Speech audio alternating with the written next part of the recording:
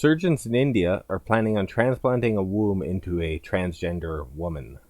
According to I Fucking Love Science, the absolute best scientific publication on the internet, a survey of trans women in 2021 found that 90% of trans women believe that a uterus transplant would improve their quality of life, alleviate dysphoric symptoms, and enhance feelings of femininity. Every transgender woman wants to be as female as possible, and that includes being a mother. The way towards this is with a uterine transplant, the same as a kidney or any other transplant. So today, we're going to be looking at how a man can give birth. And for that, we'll be looking at the National Library of Medicine publication, Uterine Transplantation in Transgender Women.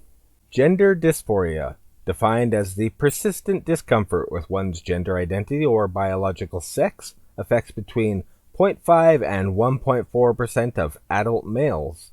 Treatment aims at congruence to allow those who experience it to find comfort within their gendered self, which optimizes psychological well-being and self-fulfillment.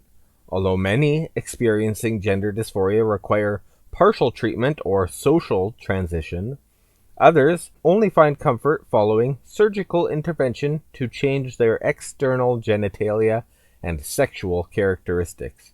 Traditionally, infertility has been an unfortunate consequence of the realignment of a transgender person's body with their gender identity.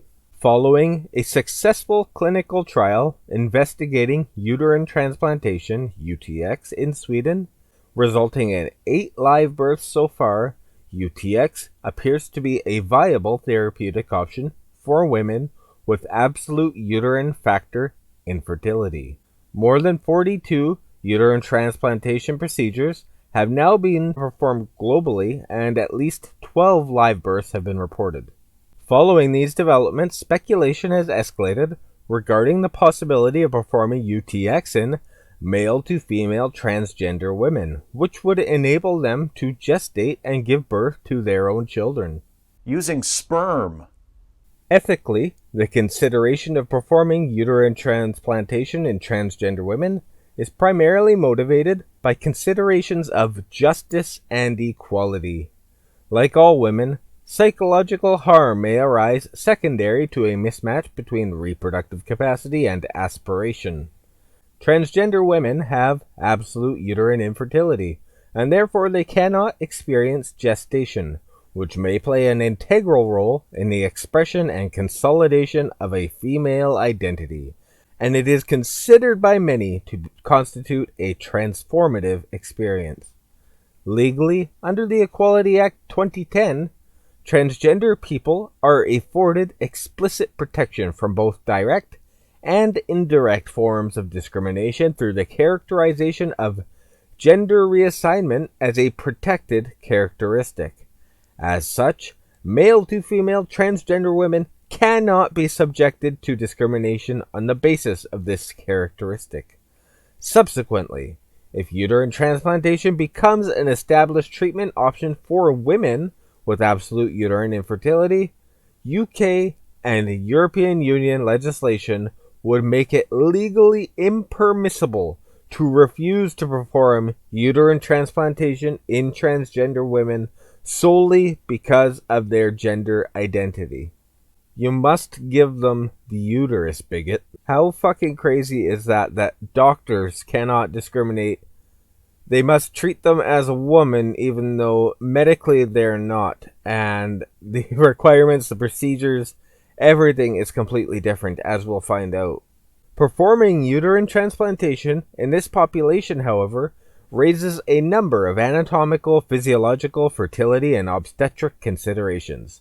The aim of this manuscript is to discuss these factors and provide an initial framework for assessing the feasibility of uterine transplantation in male-to-female transgender women.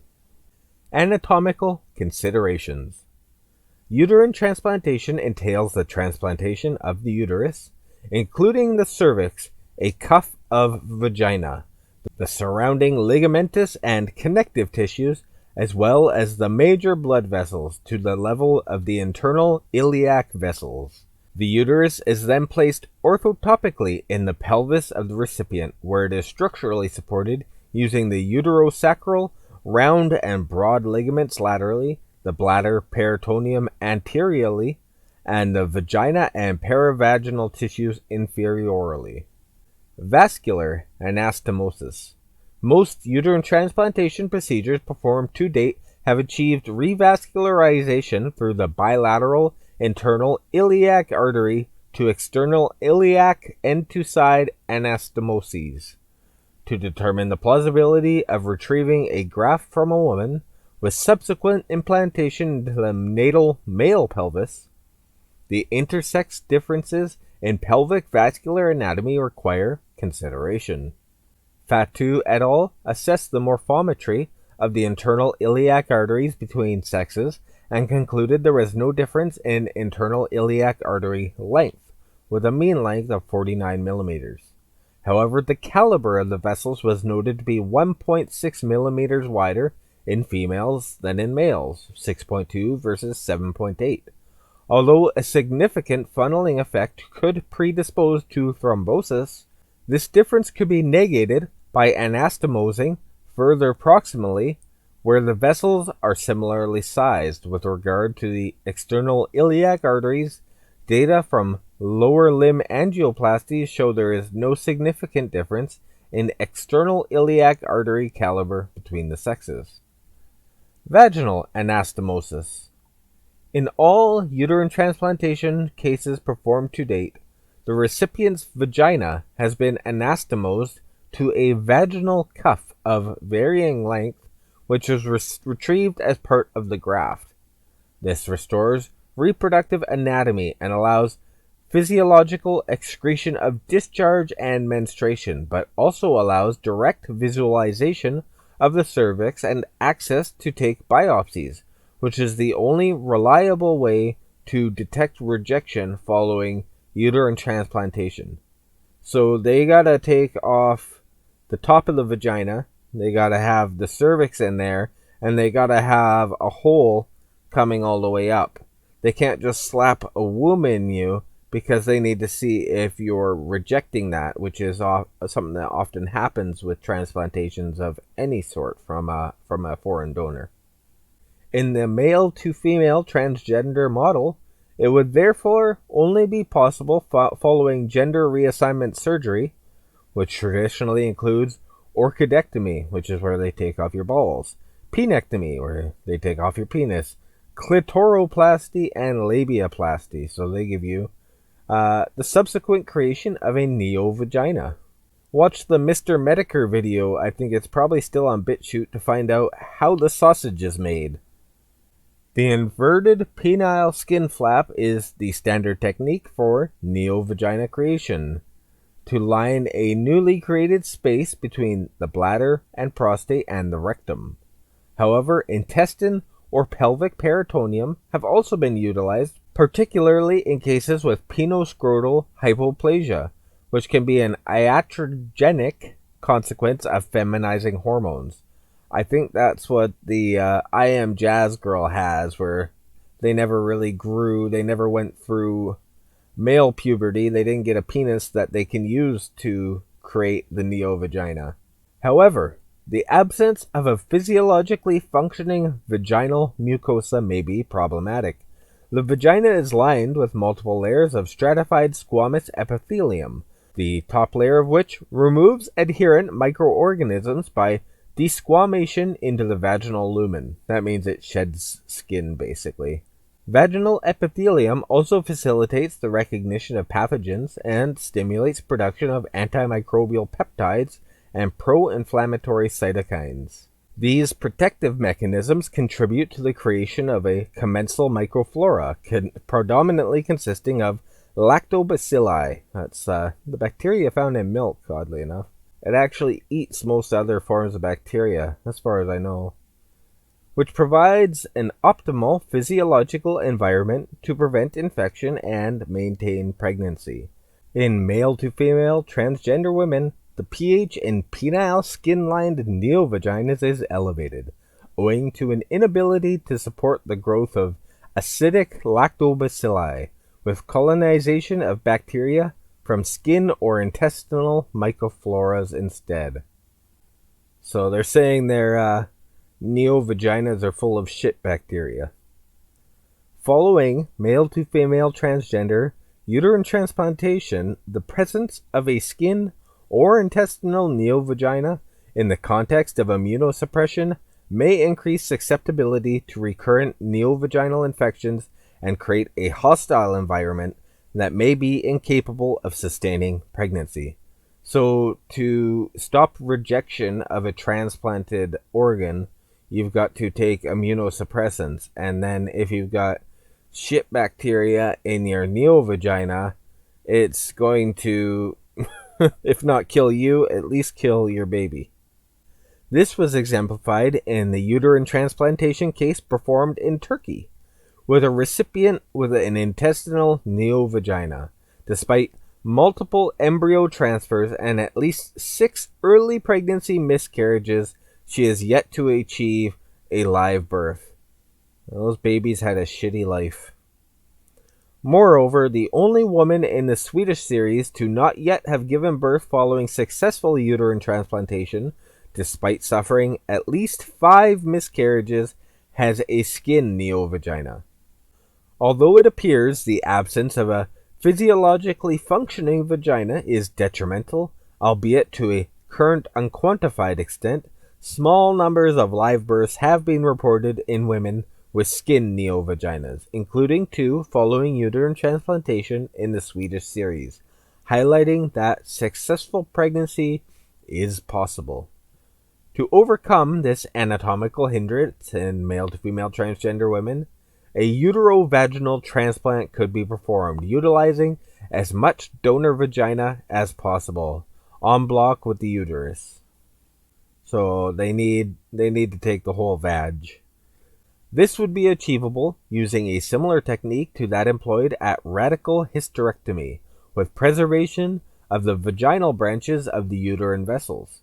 This would necessitate retrieval from deceased donors, excluding female living donors. An alternative donor pool may be female to male transgender men undergoing hysterectomy and vaginectomy, although the increased radicality of the hysterectomy may not be acceptable. So they're just going to swap from the transgender men to the transgender women. However, recent evolution of the surgical technique following cases in China, and Dallas, has potentially significantly reduced donor risk.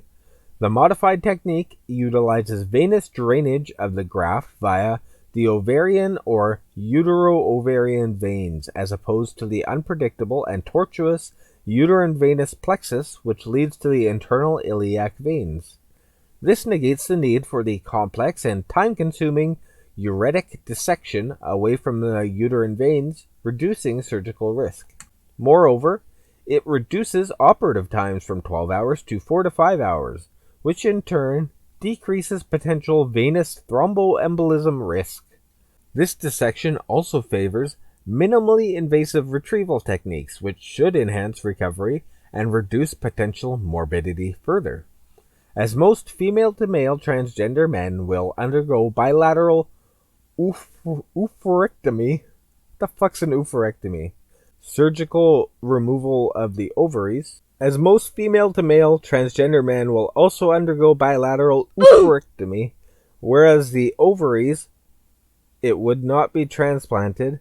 It would allow the retrieval of elongated ovarian vascular pedicles to facilitate the implantation. So they're not going to take the ovaries, but they will take the blood supply for them. Here's a nice little picture for you. Although prostatectomy is not routinely undertaken in gender reassignment surgery, the estrogenized environment in transgender women causes prostatic atrophy, which should not cause a structural hindrance in uterine transplantation. I didn't know that your prostate would atrophy. So I guess that means there's really no going back, and I wonder if the same thing happens when they take hormone suppressors when they're kids or teens. The ligamentous and soft tissue support is provided anteriorly by approximating donor and recipient bladder peritoneum. The technique is directly transferable to the male to female transgender model. Posterolaterally, the broad and uterosacral ligaments from the donor are connected to the pelvic sidewall and uterosacral remnants, respectively, in the recipient. Although male to female transgender women do not have uterosacral remnants, this could be overcome by a more radical ligamentous retrieval, with subsequent anastomosis of the recipient perineovaginal region.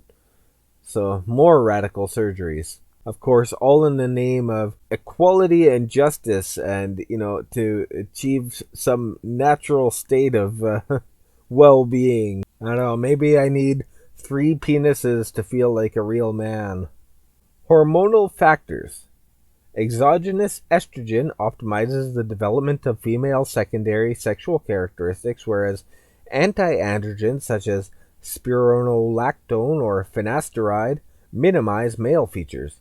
Progesterone is not routinely administered, as its role in feminization remains unclear. However, considering that unopposed estrogen is a significant risk factor for endometrial hyperplasia and endometrial carcinoma in postmenopausal women, progesterone supplementation would become essential in transgender women following uterine transplantation, so they need more drugs. Continuous hormone replacement therapy is the usual regimen prescribed in male to female transgender women, but sequential hormone replacement therapy would be more appropriate following uterine transplantation in transgender women. Not only is withdrawal bleeding an important sign of graft function, but it is intrinsically part of being female, and therefore contributes to gender identity, which may have psychological benefits. So we're giving men periods.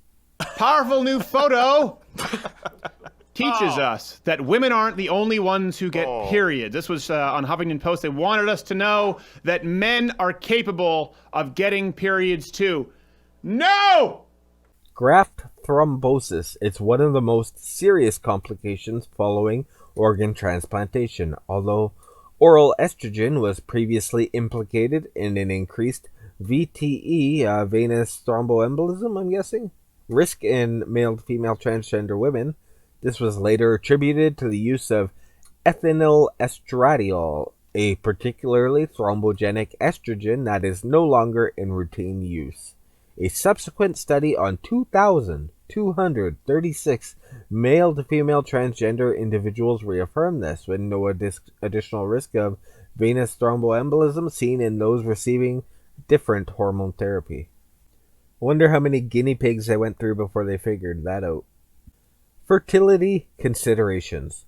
Fertility preservation should be discussed in all male to female cases prior to the commencement of hormone therapy or contemplation of gender reassignment surgery.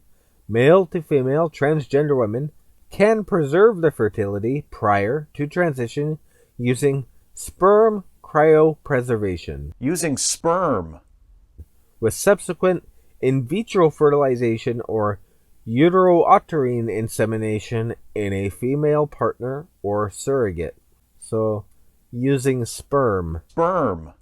And then they're going to get an actual female donor pregnant using the male to female transgender sperm, and then take that baby and just implant it in their womb, not for the baby's well-being, but for the transgender recipient's well-being. Following uterine transplantation, an embryo transfer should not be attempted until at least 6 months postoperatively to allow healing and stabilization of immunosuppression. That's the immunosuppression of the transplant. Achieving pregnancy may be feasible utilizing hormone regimens that have been used with success in women with premature ovarian insufficiency or following physiological menopause.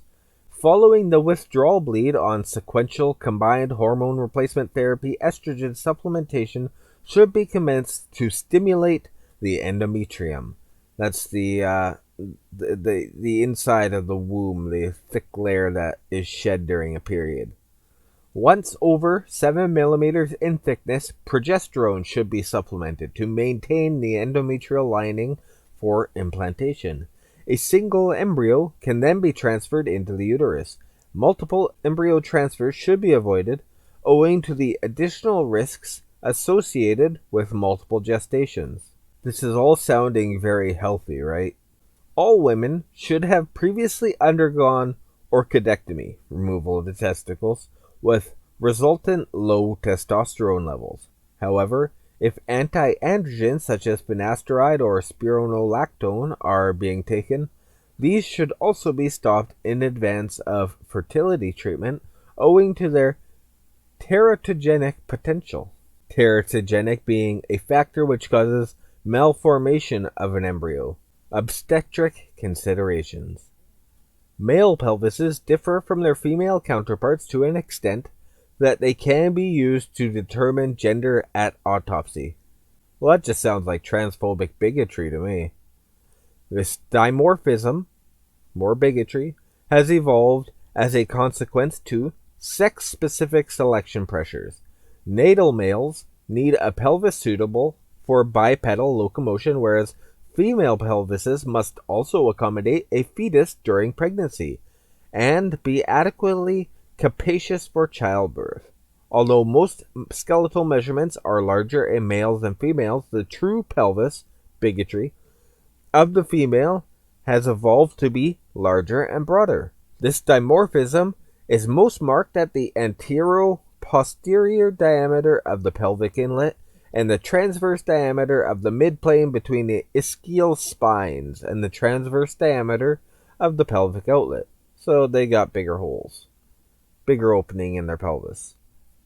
Moreover, whereas the pelvic inlet is oval-shaped in females, it is heart-shaped in males. These intersex differences in pelvic morphology would predispose male to females after uterine transplantation to cephalopelvic disproportion should labor be attempted.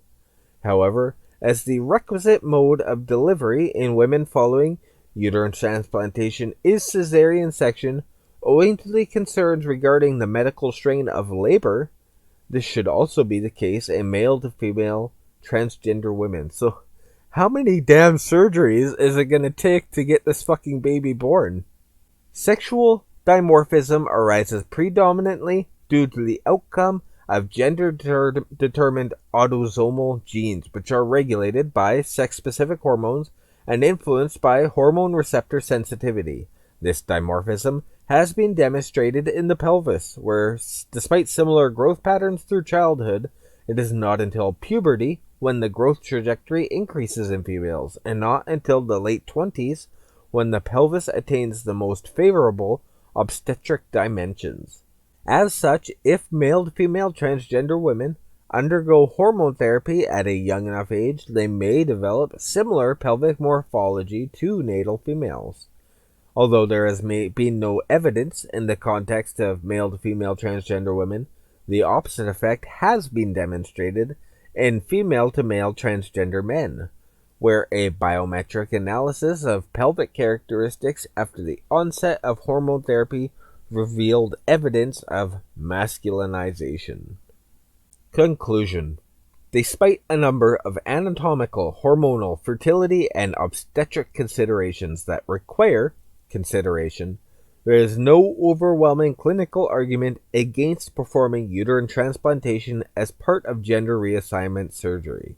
However, the increased radicality associated with the retrieval operation, including a longer vaginal cuff and more extensive ligamentous dissection, potentially necessitates the use of deceased donors, zombie wombs. We're going to have babies born to biological men through zombie wombs. The future is now, and isn't it great? Alternatively, female to male transgender men may offer an alternative donor pool should they accept the increased risk compared with a standard hysterectomy. Prior to undertaking uterine transplantation in transgender women, further research should be undertaken, including cadaveric retrieval and implantations, to assess the feasibility of the anatomical considerations discussed herein. Furthermore, it is recommended that animal studies are revisited to identify potential unknown risks and determine whether genetic males can successfully conceive and maintain pregnancy. Animal studies. Those are some fucked up. Imagine working in those labs, just slapping wombs in male, rats, dogs, pigs, whatever they're using. What a horror show. Funny how the vegans, the PETA, aren't up in arms about that one, though. You got people that'll attack you for wearing a fur jacket, but they'll let this one slide.